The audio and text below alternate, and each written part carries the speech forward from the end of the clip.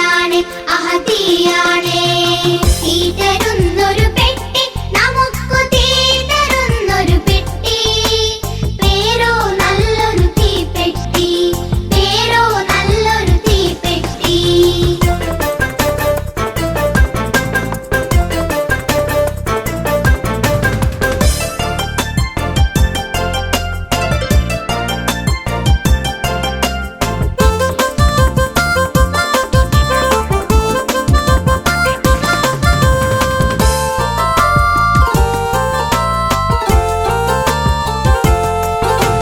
തീപ്പെട്ടി നനഞ്ഞാൽ കത്തൂല കൊള്ളി നനഞ്ഞാലും കത്തൂല തീപ്പെട്ടി നനഞ്ഞാൽ കത്തൂല കൊള്ളി നനഞ്ഞാലും കത്തൂല തമ്മിലുരച്ചാൽ കത്തൂല തമ്മിലുരച്ചാൽ കത്തൂല അയ്യോ തീപ്പെട്ടി കത്തൂല അയ്യോ തീപ്പെട്ടി കത്തൂല പിന്നെ കത്തൂല പിന്നെ കത്തൂല തീ തരുന്നൊരു പെട്ടി നമുക്കു തീ തരുന്നൊരു പെട്ടി പേരോ നല്ലൊരു തീപ്പെട്ടി പേരോ നല്ലൊരു തീപ്പെട്ടി തീ തരുന്നൊരു പെട്ടി നമുക്കു തീ തരുന്നൊരു പെട്ടി പേരോ നല്ലൊരു തീപ്പെട്ടി പേരോ നല്ലൊരു തീപ്പെട്ടി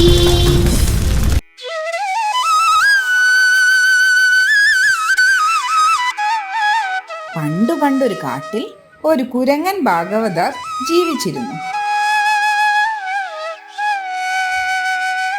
ആ കാട്ടിലെ വലിയ പാട്ടുകാരനായിരുന്നു കുരങ്ങൻ ഭാഗവതർ.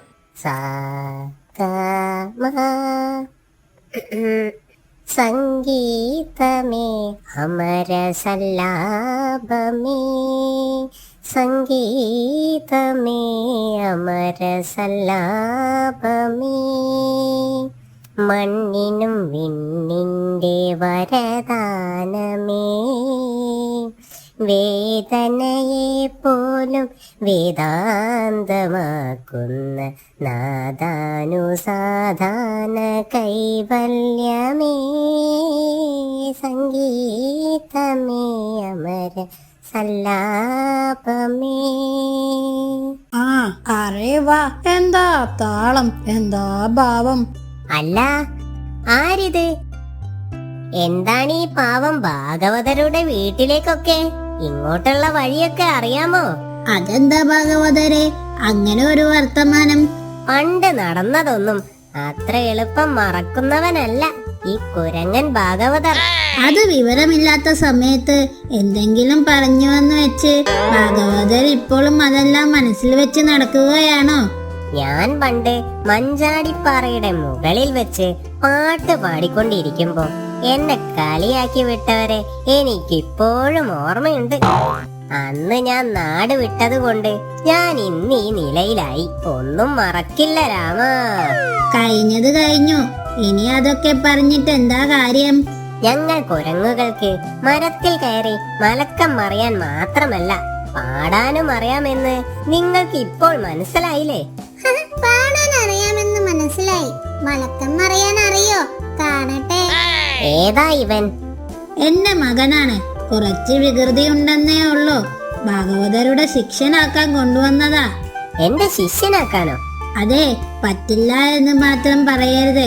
മഹാവികൃതിയും കുസൃതിക്കാരനുമായ ഇവനെ മിടുക്കനാക്കി എടുക്കാൻ അങ്ങയ്ക്ക് സാധിക്കും. അതെനിക്ക് ഉറപ്പുണ്ട്. പിന്നെ അങ്ങയുടെ പാട്ടും കൂടിയായ പിന്നെ അവനെ തോൽപ്പിക്കാൻ ഈ കാട്ടിൽ ആർക്കും കഴിയില്ല. അല്ല, അത് ഈ കാട്ടിലുള്ളവർക്ക് എല്ലാവർക്കും അറിയുന്ന കാര്യം തന്നെയാണ്. നിനക്ക് വേറെ ഒരു കാര്യം അറിയാമോ? ഇല്ല, എന്താ? 12 കൊല്ലം കുഴലിലിട്ട് നിവരാത്ത ഒരു നായയുടെ വാൽ ഞാൻ എന്റെ ഒറ്റ പാട്ടുകൊണ്ട് നിവർത്തിയെടുത്തിട്ടുണ്ട്. ഓ, ഭയങ്കരം തന്നെ. പാട്ട് കേട്ട് നായ വടിയായി കാണും. അപ്പോ വാല് വടി പോലെ നിന്നു. ഇതല്ലേ സത്യം? യവനെ ഞാൻ ക്ഷമിക്ക് ഭാഗവതരെ, ഞാൻ ആദ്യം തന്നെ പറഞ്ഞില്ലേ ഇവന് മഹാവികൃതിയാ. ഭാഗവതർ തന്നെ വേണം ഇവനെ നന്നാക്കി എടുക്കാൻ. സ്വന്തം കുഞ്ഞിനെ പറ്റിയുള്ള നിങ്ങളുടെ സങ്കടം ഞാൻ മനസ്സിലാക്കുന്നു. ധൈര്യമായി പോവുക. ആമക്കുട്ടനെ ഒരു ശിഷ്യനായി ഞാൻ ഇവിടെ നിർത്തി അവനെ മിടുക്കനാക്കുന്ന കാര്യം ഈ ഭാഗവതർ ഏറ്റു. എന്താ പോരെ? ഇതും പറഞ്ഞ് അച്ഛനാമ അവിടെ നിന്നും നടന്നുപോയി. അച്ഛൻ തന്നെ തനിച്ചാക്കി പോകുന്നത് സങ്കടത്തോടെ നോക്കി നിന്നു നമ്മുടെ ആമക്കുട്ടൻ. അങ്ങനെ ദിവസങ്ങൾ കടന്നുപോയി.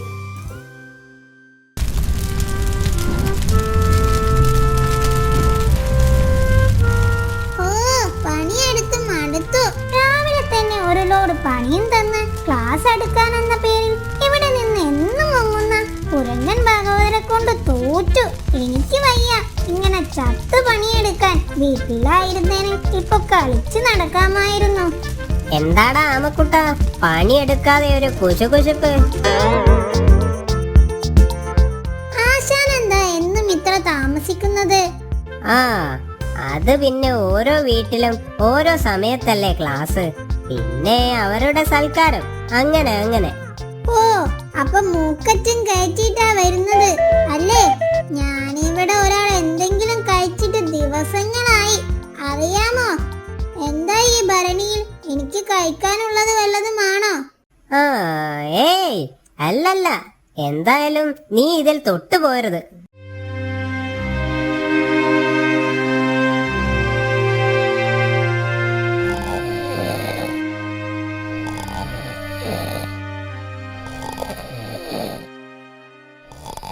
എന്നാലും എന്തായിരിക്കും ആ ഭരണിയിൽ? വല്ല പാൽ പായസം ആയിരിക്കുമോ?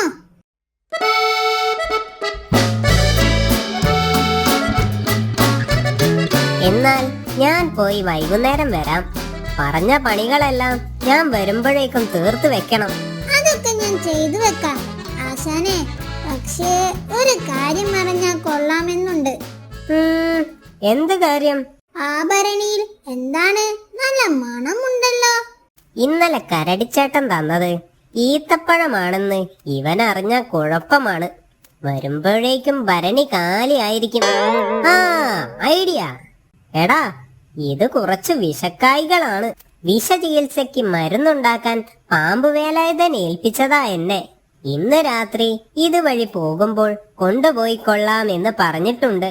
അതുകൊണ്ടാണ് നിന്നോട് ഇതിൽ തൊട്ടുപോകരുതെന്ന് ഞാൻ പറഞ്ഞത്. ദൈവമേ, പറഞ്ഞത് നന്നായി. ഞാനിപ്പോ അതെടുത്ത് കഴിച്ചേനെ. ഇനി എന്തായാലും അതിന്റെ അടുത്തേക്ക് പോലും ഞാൻ പോകില്ല. Good boy. എന്നാൽ ഞാൻ പോട്ടെ. ഇതും പറഞ്ഞ് കുരങ്ങൻ ഭാഗവതർ നടന്നുപോയി. എനിക്ക് മനസ്സിലാവാത്തത് അതല്ല, ഈ പാമ്പ് വേലായുധൻ എങ്ങനെയാ വിഷക്കായകളെ കൊണ്ട് വിഷചികിത്സയ്ക്ക് മരുന്നുണ്ടാക്കാൻ പോകുന്നത്? എന്തായാലും ഭരണി തുറന്ന് ആ വിഷക്കായകൾ കണ്ടിട്ട് തന്നെ ബാക്കി കാര്യം.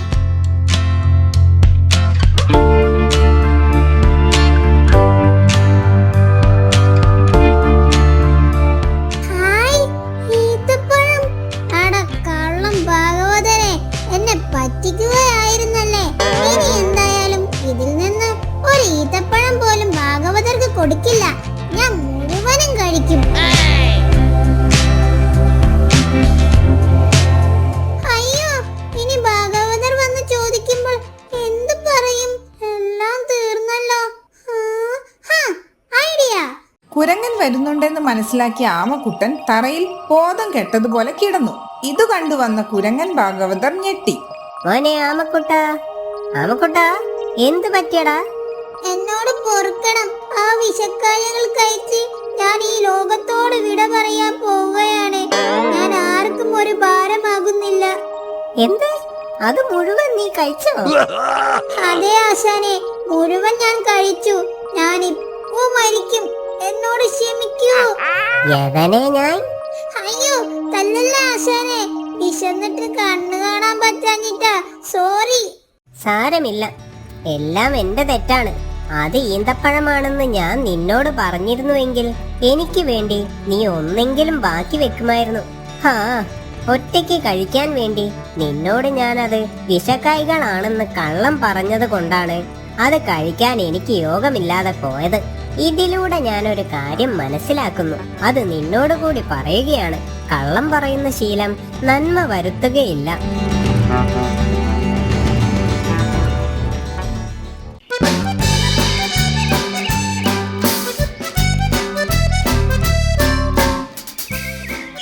പണ്ടൊരു കാട്ടിൽ ഒരു ദുഷ്ടനായ സിംഹവും കുറുക്കനും ജീവിച്ചിരുന്നു.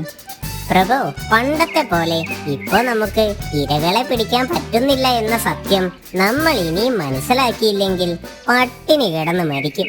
എന്നാലും ഈ കാടിന് ഇതെന്ത് പറ്റി? പണ്ടൊക്കെ എന്തോരം മൃഗങ്ങളായിരുന്നു. മുയലുകൾ, മാനുകൾ. ഹോ, ആലോചിക്കുമ്പോ തന്നെ കുളിര് കോരുന്നു. എല്ലാവർക്കും വിവരം വെച്ചു പ്രഭു. എന്ത്? അല്ല, എല്ലാവരും വീട്ടിൽ ടിവിയിലും മൊബൈലിലും കുത്തിയിരിപ്പല്ലേ. പിന്നെ എങ്ങനെ കാട്ടിലേക്ക് ഇറങ്ങാൻ നേരം കാണും? അത് ശരിയാണ്. പിന്നെ പഴയ പോലെ ഇപ്പോൾ ഓടിച്ചാടി ഇര പിടിക്കാനൊന്നും വയ്യടാ. അപ്പോൾ ഇനി എന്ത് ചെയ്യും? സമയാസമയം ഭക്ഷണം കഴിക്കണ്ടേ? അത് ശരി. എന്ത് ചെയ്യണമെന്ന് എന്നോടാണോ ചോദിക്കുന്നത്? പിന്നെ നിന്നെ മന്ത്രിയാക്കി വെച്ചത് എന്തിനാ? ആലോചിക്കടോ. അങ്ങനെ അവർ രണ്ടുപേരും തല പുകഞ്ഞാലോചിച്ചു. അങ്ങനെ ആലോചിച്ചാലോചിച്ച് കുറുക്കൻ ഒരു സൂത്രം കണ്ടെത്തി. പ്രഭു, ഒരു ഐഡിയ. തല്ല് കിട്ടുന്ന ഐഡിയ വല്ലതുമാണേ പറയണ്ട. ഇത്തവണ തല്ല് കിട്ടില്ല. കാട്ടുമുത്തപ്പനാണേ സത്യം. പറ കേൾക്കട്ടെ. അങ്ങയുടെ കാലം കഴിയാറായി. ആര് പറഞ്ഞു? നിന്നെ ഞാൻ? അയ്യോ പ്രഭു, അങ്ങനെയല്ല. ഞാൻ ഐഡിയ പറയട്ടെ. ഐഡിയ ആയിരുന്നോ? പറ. അങ്ങയുടെ കാലം കഴിയാറായി എന്നും മരിക്കുന്നതിനു മുമ്പ് അങ്ങയുടെ സമ്പത്തെല്ലാം ഈ കാട്ടിലെ പാവപ്പെട്ട മൃഗങ്ങൾക്ക് കൊടുക്കാൻ തീരുമാനിച്ചു എന്നും അതിന് അങ്ങ് ഒരു വിൽപത്രം തയ്യാറാക്കി വെച്ചിട്ടുണ്ടെന്ന് ഞാൻ കാട്ടിൽ പാട്ടാക്കാം. സൗകര്യം പോലെ ഓരോരുത്തരായി വന്ന് അവനവന് കിട്ടാനുള്ളത് ഇവിടെ ഗുഹയിൽ നേരിട്ട് വന്ന് വാങ്ങിക്കാൻ പറയാം. എങ്ങനെയുണ്ട്? സബാഷ്. നിന്നെ വെറുതെയല്ല കുറുക്കൻ എന്ന് വിളിക്കുന്നത്. എന്നാൽ വേഗം ചെല്ല്. വിശന്നിട്ട് വയ്യ. ഓരോരുത്തരോടുമായി വരാൻ പറ. അങ്ങനെ കുറുക്കൻ അവിടെ നിന്നും പുറപ്പെട്ടു.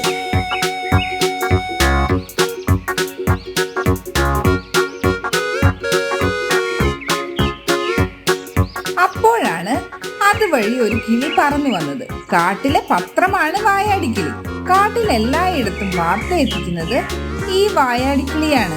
കുറുക്കൻ വായാടിക്കിളിയെ കണ്ടതും പറഞ്ഞു, തേടിയ വള്ളി കാലിൽ ചുറ്റി. ഇവളോട് തന്നെ ആ ഐഡിയ പറയാം. ഹായ് കിളിപ്പെണ്ണേ, രാവിലെ തന്നെ എങ്ങോട്ടാണ് യാത്ര? കുട്ടികൾക്ക് ഭക്ഷണം തേടി ഇറങ്ങിയതാ. എന്തൊക്കെയുണ്ട് വിശേഷം? അപ്പോൾ നീയൊന്നും അറിഞ്ഞില്ലേ? ഇല്ല, അറിഞ്ഞില്ല. എന്താ? എന്തു പറ്റി?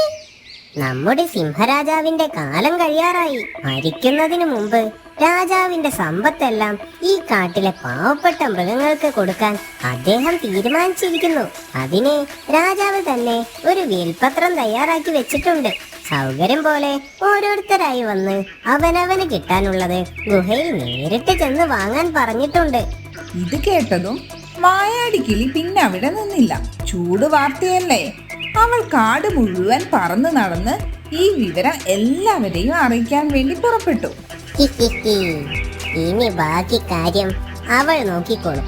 ചൂടുള്ള വാർത്തയുമായി വായാടിക്കിളി ആദ്യം പോയത് മാനിന്റെ അടുത്തേക്കായിരുന്നു. അവൾ ഈ കാര്യം മാനിനെ അറിയിച്ചു. ഇത് കേട്ടതും മാൻ അത്ഭുതപ്പെട്ടു. എന്നിട്ട് പറഞ്ഞു, ദുഷ്ടനാണെന്ന് കരുതിയ നമ്മുടെ സിംഹരാജാവ് ഇത്തരം ഒരു നല്ല കാര്യം ചെയ്യുമെന്ന് ഞാൻ സ്വപ്നത്തിൽ പോലും കരുതിയില്ല. അതെ അതെ, എന്തായാലും വെറുതെ കിട്ടുന്നതല്ലേ, എന്തിനു വിട്ടുകളയണം? വേഗം ചെന്ന് ഞാൻ ബാക്കിയുള്ളവരെ കൂടെ ഇത് അറിയിക്കട്ടെ.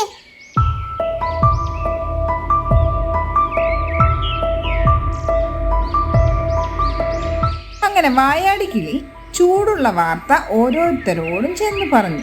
ചിലർ കേട്ട പാതി കേൾക്കാത്ത പാതി സിംഹത്തിന്റെ ഗുഹയിലേക്ക് വെച്ചു പിടിച്ചു. സിംഹത്തിന്റെ ഗുഹയിലെത്തിയ മൃഗങ്ങൾക്കെല്ലാം കിട്ടേണ്ടത് കിട്ടിയെന്ന് പ്രത്യേകം പറയേണ്ടതില്ലല്ലോ. സിംഹത്തിന്റെ സൂത്രം ഫലിച്ചു. കുറച്ചു ദിവസത്തേക്ക് കുറുക്കനും സിംഹത്തിനും നല്ല ഭക്ഷണം തരമായി. ഇതൊന്നും അറിയാതെ ഒരു മുയൽ കാട്ടിലൂടെ നടക്കുകയായിരുന്നു. അപ്പോഴാണ് കരടി അതുവഴി നടന്നു വന്നത്. കരടിയെ കണ്ടതും മുയൽ ചോദിച്ചു, ഹായ് കരടി ചേട്ടാ, എങ്ങോട്ടാ പതിവില്ലാതെ ഒരു യാത്ര? അപ്പോൾ നീയൊന്നും അറിഞ്ഞില്ലേ? കരടി കിളിപ്പെണ്ണ് പറഞ്ഞ കാര്യം മുയലിനോട് പറഞ്ഞു. ഇത് കേട്ട മുയൽ ചിന്തിച്ചു, ഇതിലെന്തോ ഒരു പന്തികേടുണ്ടല്ലോ. കിളിപ്പെണ്ണിനോട് ആരാണ് ഈ കാര്യം പറഞ്ഞത്? അതറിയില്ല. ഞാൻ എന്തായാലും സിംഹരാജാവിന്റെ ഗുഹയിലേക്ക് പോവുകയാണ്. നീ വരുന്നുണ്ടോ? ഇല്ല, പോകാൻ വരട്ടെ. ഇതിലെന്തോ ചതിയുണ്ട്. ചതിയോ? എന്ത് ചതി? ഞാനൊന്ന് കിളിപ്പെണ്ണിനെ വിളിച്ചു നോക്കട്ടെ. ഹലോ, കിളിപ്പെണ്ണല്ലേ? അതെ, ഞാൻ പിങ്കി മുയലാണ്. ഞാൻ ഒരു വാർത്ത കേട്ടു. അത് ശരിയാണോ എന്ന് അറിയാൻ വിളിച്ചതാണ്. നിന്നോട് ഈ വാർത്ത ആരാണ് പറഞ്ഞത്? എന്നോട് മന്ത്രിക്കുറുക്കനാണ് പറഞ്ഞത്. ഗുഹയിൽ പോയ മൃഗങ്ങൾ ആരെങ്കിലും പിന്നെ തിരിച്ചു വന്നിട്ടുണ്ടോ? അതറിയില്ല. ഞാൻ അങ്ങോട്ട് പോകുന്നതേ ഉള്ളൂ. എന്നാൽ ഇനി പോകണ്ട. ഞാൻ ആദ്യം ഒന്ന് പോയി നോക്കട്ടെ. ഇതിലെന്തോ ചതിയുണ്ട്. അങ്ങനെ മുയലും കരടിയും കൂടി ഒരുമിച്ച് സിംഹരാജാവിന്റെ ഗുഹ ലക്ഷ്യമാക്കി നടന്നു. ഗുഹയ്ക്കരികിൽ എത്തിയതും മുയൽ പറഞ്ഞു, കരടിച്ചേട്ടൻ ഇവിടെ നിൽക്ക്. ഞാൻ ആദ്യം ഒന്ന് പോയി നോക്കട്ടെ. മുയൽ ഗുഹയ്ക്കകത്ത് കയറാതെ കുറച്ചു നേരം പുറത്ത് ചുറ്റിയടിച്ചു. പിന്നെ ഗുഹയുടെ ഒരു വശത്ത് ഇരിപ്പായി. കുറച്ചു നേരമായി ആരും അകത്തേക്ക് വരാതിരുന്നത് കണ്ട് സിംഹം പുറത്തു വന്ന് നോക്കി. അതായിരിക്കുന്ന ഒരു മുയൽ. സിംഹം മുയലിനെ അകത്തേക്ക് വിളിച്ചു. എന്താണ് സുഹൃത്തെ പുറത്തിരിക്കുന്നത്? അകത്തേക്ക് വന്നാലും തനിക്കായി ഞാൻ എന്താണ് മാറ്റി വെച്ചിരിക്കുന്നത് എന്ന് കാണണ്ടേ? ഓ, എനിക്കത്ര തിരക്കൊന്നുമില്ല രാജാവേ. അകത്ത് പോയവരൊക്കെ പുറത്തു വരട്ടെ. എന്നിട്ട് മതി എനിക്കുള്ള സമ്മാനം. ആര് പറഞ്ഞു അകത്താളുണ്ടെന്ന്? എല്ലാവരും സമ്മാനവും വാങ്ങി തിരികെ പോയല്ലോ. അങ്ങനെയല്ലല്ലോ രാജാവേ. ഇതാ ഈ മണ്ണിൽ നോക്കൂ. കുറേ പേർ അകത്തേക്ക് കയറി പോയതിന്റെ കാൽപ്പാടുകൾ. അതിലൊന്നു പോലും തിരികെ വന്നതായി കാണുന്നില്ല. അവരെല്ലാം എങ്ങോട്ടാണ് പോയതെന്ന് എനിക്ക് മനസ്സിലായി.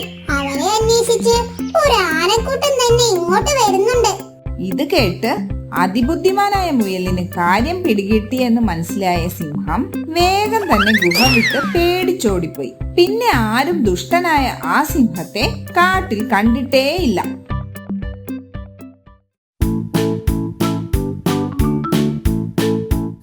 പണ്ടൊരു കാട്ടിൽ ഒരു ദുഷ്ടനായ കുറുക്കൻ താമസിച്ചിരുന്നു. ഹായ്, ഒരു മുഴുത്ത മാനല്ലേ അത്. ഇവനെ പിടിച്ചാൽ കുറച്ചു ദിവസത്തേക്കുള്ള കാര്യം കുശാലാവും.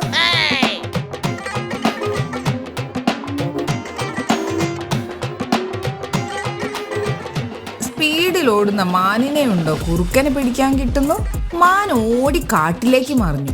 മാനിന്റെ പൊടി പോലും കുറുക്കന് കിട്ടിയില്ല. അമ്മേ, എന്തൊരു ഓട്ടമാണ്. അടുത്ത ഒളിമ്പിക്സിൽ പോയി മത്സരിക്ക്. ഫസ്റ്റ് ഉറപ്പാ. അമ്മേ,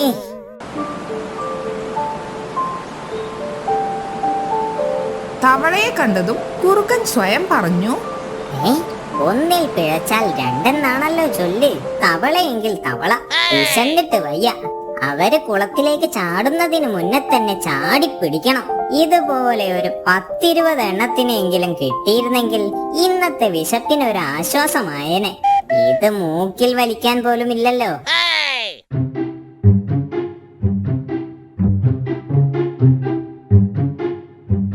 പെട്ടെന്നാണ് തവളകൾ കുറുക്കനെ കണ്ടത്. കുറുക്കനെ കണ്ടതും തവളകൾ കുളത്തിലേക്ക് എടുത്തു ചാടി. പുറകെയായി കുറുക്കനും. കുറുക്കൻ കുളത്തിലേക്ക് വീണു. മാൻ അൽഫാമും പോയി, തവള ഫ്രൈയും പോയി. ഇനി പച്ചവെള്ളം തന്നെ ശരണം. അമ്മേ,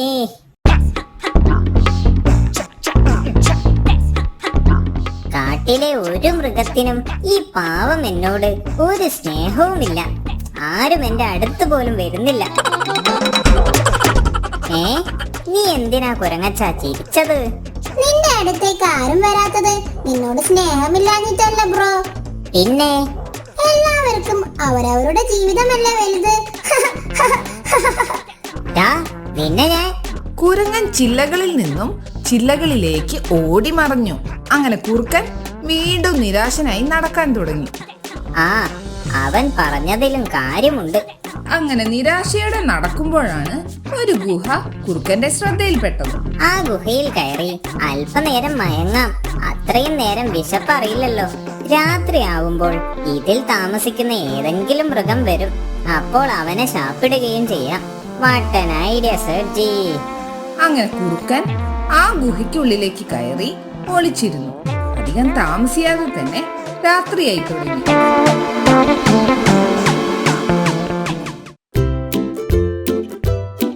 എടാ, നമുക്കിനി നാളെ കാണാം. ഓക്കേടാ, എന്നാൽ ശരി, ഞാൻ നാളെ രാവിലെ തന്നെ എത്താം. നീ റെഡിയായി നിൽക്കണേ. ഇതും പറഞ്ഞ് മുയൽ നടന്നു നീങ്ങി. പെട്ടെന്നാണ് മുയലിന്റെ ശ്രദ്ധയിൽ ഒരു കാര്യം പെട്ടത്. കരടി ബ്രോ, നിൽക്ക് നിൽക്ക്, അകത്തേക്ക് കയറാൻ വരട്ടെ. എന്താടാ, നിനക്ക് ഒറ്റയ്ക്ക് പോവാൻ പേടിയാണോ? ശബ്ദമുണ്ടാക്കാതെ. നീ ഇത് കണ്ടോ? നിന്റെ ഗുഹയിലേക്ക് ആരോ പോയിട്ടുണ്ട്. തിരിച്ചു പോയ കാൽപ്പാടുകൾ ഇല്ലതാനും. അതിനർത്ഥം ഗുഹയ്ക്കുള്ളിൽ ആരോ ഉണ്ടെന്നല്ലേ? ശരിയാണല്ലോ. നിന്റെ ഗുഹയ്ക്കുള്ളിൽ ആരോ ഒളിഞ്ഞിരിപ്പുണ്ട്. നീ ഇപ്പോൾ തന്നെ അകത്തേക്ക് പോയാൽ അത് അപകടമാണ്. അയ്യോ, ഇനി എന്ത് ചെയ്യും? അതിനെങ്ങനെ പുറത്താക്കും? ആ, കിട്ടിപ്പോയി ഐഡിയ. നീ പേടിക്കണ്ട, നമുക്കൊരു വഴി ഉണ്ടാക്കാം. കൗശലക്കാരനായ മുയൽ ഉടൻ തന്നെ ഒരു സൂത്രം ഉപയോഗിക്കാൻ തീരുമാനിച്ചു. അവൻ ഗുഹയ്ക്ക് മുന്നിലേക്ക് നടന്നു ചെന്നിട്ട് ഉറക്കെ വിളിച്ചു പറഞ്ഞു, എന്റെ പ്രിയപ്പെട്ട ഗുഹയെ, നിനക്ക് സുഖമല്ലേ? ഈ മുയലിനെന്താ വട്ടായോ? ഇവൻ എന്താ ജീവനില്ലാത്ത ഗുഹയോട് ഇങ്ങനെയൊക്കെ സംസാരിക്കുന്നത്? എടാ ഗുഹേ, നീ എന്താ ഒന്നും സംസാരിക്കാത്തത്? നിനക്ക് എന്ത് പറ്റി? ഇന്ന് രാവിലെ പോകുമ്പോഴും നീ എന്നോട് നല്ലോണം സംസാരിച്ചതാണല്ലോ. പിന്നെ ഇതെന്ത് പറ്റി? ഇവൻ വീണ്ടും ഗുഹയോട് സംസാരിക്കുകയാണല്ലോ. ഇനി ഇത് സംസാരിക്കുന്ന ഗുഹയാണോ? ഇനി ഞാൻ ഉണ്ടായിട്ടാണോ ഗുഹ സംസാരിക്കാത്തത്? ഗുഹയ്ക്ക് പകരം ഇനി ഞാൻ സംസാരിച്ചു നോക്കിയാലോ? പറയൂ, എന്തൊക്കെയുണ്ട് വിശേഷം? നീ എന്താ അവിടെ തന്നെ നിന്ന് കളഞ്ഞത്? അകത്തേക്ക് കയറി വാ, നമുക്ക് അകത്തിരുന്ന് സംസാരിക്കാം. എന്താ? കരടിക്കുട്ട, ഇപ്പൊ കാര്യം മനസ്സിലായില്ലേ? ഇതാ കള്ള കുറുക്കനാണ്. നീ ഒരു കാര്യം ചെയ്യ്, ഇന്ന് എന്റെ വീട്ടിൽ കൂടിക്കോ. നമുക്ക് ആനക്കുട്ടനോട് കാര്യം പറയാം. ബാക്കി അവൻ നോക്കിക്കോളും. വാ. അങ്ങനെ അവർ രണ്ടുപേരും അവിടെ നിന്നും വേഗം തന്നെ ആനക്കുട്ടന്റെ അടുത്തേക്ക് പോയി നടന്ന കാര്യങ്ങൾ പറഞ്ഞു. നിങ്ങൾ ധൈര്യമായി പൊയ്ക്കോ, അവന്റെ കാര്യം ഞാൻ നോക്കിക്കോളാം. മുയലിന്റെ ശബ്ദമൊന്നും പിന്നെ കേട്ടില്ലല്ലോ. ഒന്ന് പുറത്തു പോയി നോക്കാം. ആനക്കുട്ടൻ എന്നെ അനുഗ്രഹിക്കണം. നിന്നെ ഞാൻ അനുഗ്രഹിക്കാമടാ.